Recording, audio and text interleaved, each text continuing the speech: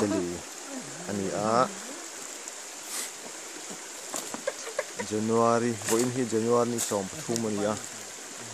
tuipo ala vot thanga ngai khop maya kain chi arei thei thom me ulo ni hian tuna hianin suar ni kanglaya indum ain hei kan choloka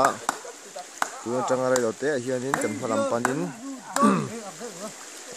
enge saha te kai kuang tharianga omanga kan thu thole don ni tuna hianin me zia zu kan ni me kan ilum ai pa in alum nuam he maya